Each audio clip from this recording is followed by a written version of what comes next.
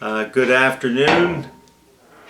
Today is the final class of the Introduction to Introduction to Legal Studies.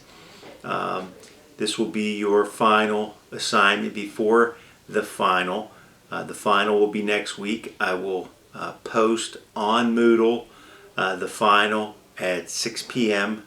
on Wednesday the 22nd, and it will be due on Wednesday the 29th before 6 p.m. So you'll have 1 week to complete the take-home final. The final will be similar to the midterm. There'll be multiple choice, fill in the blank, true and false. There'll be 3 essay questions in which you can select 2 to answer, and you will need to send those to me. I'll have it listed as final assignment in Moodle, and you'll be able to access it there. Your final 4th written assignment is due today, April 15th.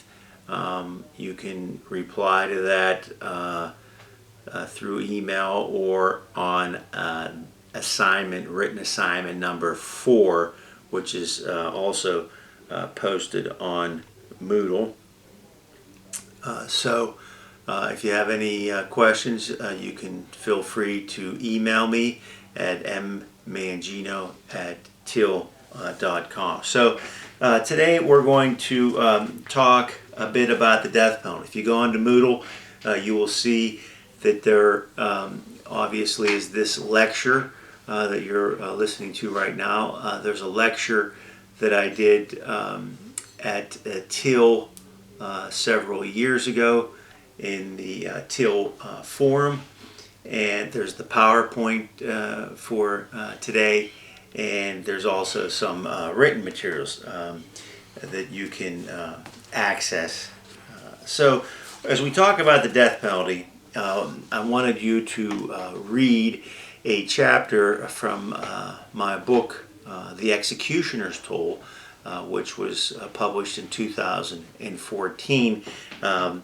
The condemned inmate that I wanted you to read about was the final execution of 2010. The book chronicles the 46 executions in 2010. In fact, here is the book, and the final chapter is about an inmate from Oklahoma, John David Duty, and I've photocopied that final chapter, and it is available on Moodle for you to take a look at. But I wrote about the death penalty, and I wrote this book looking at all 46 executions which occurred in the United States in 2010. Because most of the time when people write about the death penalty, they write from a specific bias, whether that bias is for or against the death penalty. What I thought I would do would be to look at 46 individuals who were executed, the crimes they committed, their trial, everything up to their last statement and final mills, and try to do it from an independent perspective to let readers decide for themselves what they think of the death penalty. So, we've talked about some of these issues before, but I thought it important to sort of re-emphasize those. As you go through the PowerPoint, you will see that currently in the United States, there are 3 ways that are predominantly used in order to carry out executions. And those 3 ways are the firing squad, the electric chair, and lethal injection. Now, lethal injection dominates the number of executions that are carried out each year, and there are not a lot of them. As I said, when I wrote the book, The Executioner's Toll, there were 46 executions that year. In 2019, there were only 22 executions. And so far this year, obviously, because of the pandemic, there were very few executions in the United States. And if you want to read about the executions that occurred this year, you can go on to my blog, mattmangino.com.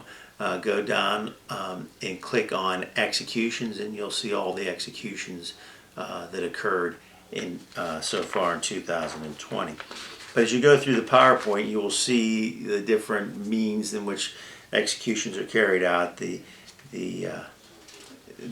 firing squad, electric chair, lethal injection. Obviously, there were other means. The gas chamber. There was hanging, which was predominantly used during the mid and late 18th and early 20th century. Executions have been around for as long as there's been any type of recorded criminal code. The last public execution that occurred in Pennsylvania was in 1834. Pennsylvania was the first state to outlaw public executions. In Pennsylvania, there are well over 180 people currently on death row, and there hasn't been an involuntary execution in the state since 1962. The three executions that have occurred in the modern era of the death penalty have all been volunteers, people who gave up their parole, their appeal rights, and essentially asked to be executed. So, to give you an example of how the death penalty has evolved in this country, between 1834 and 1972, there were over 12,000 executions in the United States. The most prolific period of time for execution in this country was during the 1930s, when there were 167 executions per year. That was the era of the gangsters, and Al Capone, and John Dillinger, and Pretty Boy Floyd, and all these, Bonnie and Clyde, all these criminals who became, publicly recognized and almost worshipped by some people. The death penalty began to wane in the 60s and early 70s, and we've talked about this before. Furman versus Georgia was passed, in which the Supreme Court said that the death penalty was so wantonly and so freakishly imposed. As Potter Stewart, who was a Supreme Court justice, said that the death penalty is cruel and unusual in the same way being struck by lightning is cruel and unusual. The death penalty was found not to be unconstitutional, but to be unconstitutional in the way that it was imposed. So the court didn't say, the death penalty is cruel and unusual punishment and should be gone forever. It simply said the way that the death penalty was imposed was cruel and unusual punishment. Within 4 years, it was back in the case of Gregg versus Georgia. We know and have talked about that decision changed the way the death penalty was imposed. It basically said that if you bifurcate the trial, the guilt phase from the penalty phase, and you create these aggravating circumstances which separate the most heinous types of first degree murder from other types, that the death penalty would be constitutional again. The death penalty came back soon after it. The Supreme Court started to whittle away at the death penalty. The first such case was with regard to rape, Coker versus Georgia, in which the Supreme Court said that the rape of an adult woman did not constitute a basis for the death penalty. And then the courts began to examine other aspects of it, mental retardation or intellectual disability. Being a juvenile, in 1989, the court found that both of those bases, both of those situations did not eliminate a defendant from being executed. So if you were mentally retarded or intellectually disabled, or you were under the age of 18, actually between the age of 16 and 17, you could be executed. However, things began to change right at the beginning of the 21st century. Atkins versus Virginia, which we've talked about before, 2002 case, said that executing the intellectually disabled, the mentally retarded, was unconstitutional. So anybody who was determined to be intellectually disabled was no longer subject to the death penalty. 2 years later, in Roper versus Simmons, the Supreme Court said that anybody under the age of 18 was no longer subject to the death penalty. So you could not execute juveniles. And that, as we've talked about before in this course, was a landmark case. It really changed the way the courts began to look at juvenile offenders, not with regard to just the death penalty, but all aspects of punishment. The Supreme Court then decided Bays versus Reese. All the cases that I'm talking about are cited and are in the PowerPoint, so please review the PowerPoint. You'll have all this information. With regard to Bays versus Reese, the court found that lethal injection was not cruel and unusual punishment. And as we know, no form of execution has ever been deemed cruel and unusual in the United States. So hanging, electric chair, firing squad, gas chamber, lethal injection, no form of execution has ever been found to be cruel and unusual. As the court went through these series of cases, interestingly, the courts were again faced with the issue of rape. This time it was the rape of a child.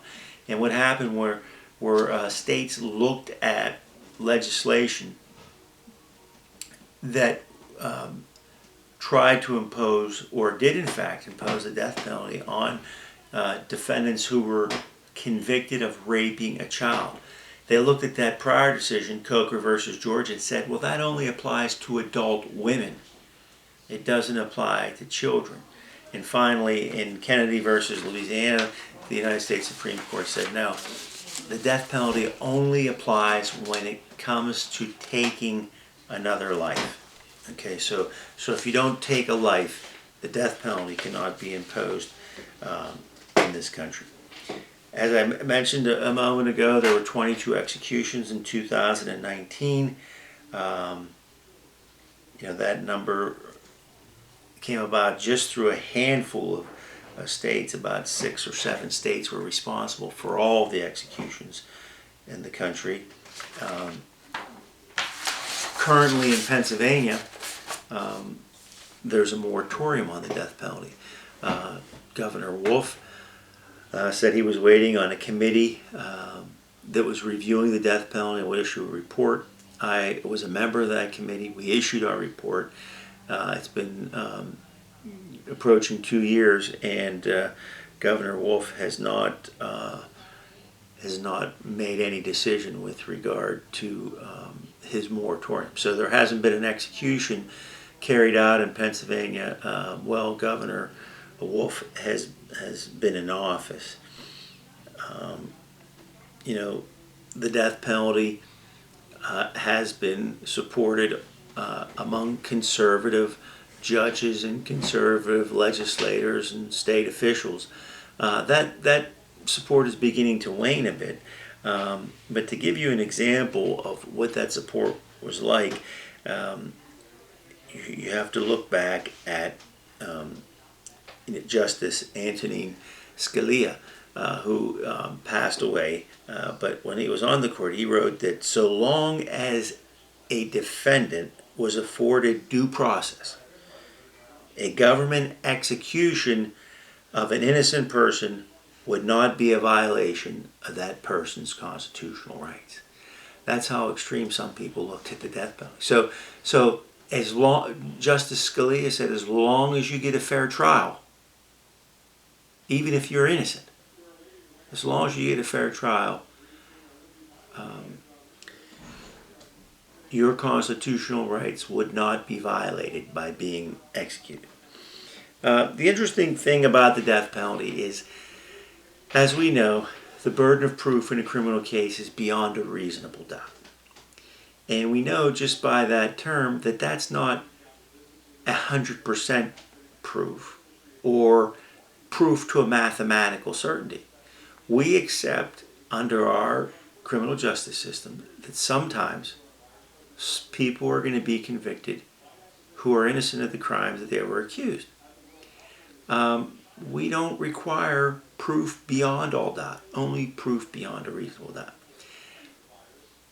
Death is final.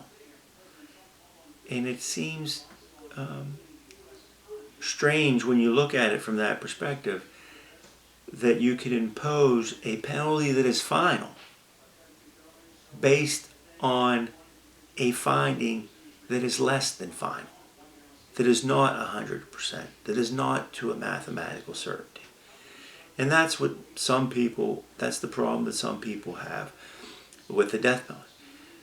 The other issue is that you have so many people, 2,900 people on death row, and you only execute 22, 25, 28 people a year. At that rate, more people will die of natural causes on death row than by means of execution. And when you're randomly, or it appears randomly, selecting 22 people out of 2,900 to actually carry out the death penalty for, it makes you think, well, in 1972, the court determined that the death penalty was arbitrary in the manner in which it was being imposed. Today is the question, is the death penalty arbitrary in the manner in which it's being carried out? Those are things to think about as you do your assignment, your final class assignment of the semester. The final, again, will be next week. It'll be cumulative, it'll be based on all the information that we've covered in the class. Please refer to the PowerPoints that have been posted after each class or are made available to you in preparation for these online classes. Okay? If you have any questions, feel free to reach out to me. It's been an unusual semester. We started out examining the impeachment of President Trump, and who would have thought that we would have spent the last 5 weeks of the semester locked down and conducting classes online. I've enjoyed the year regardless of the bizarre nature of it. Good luck to all of you, and good luck on your final.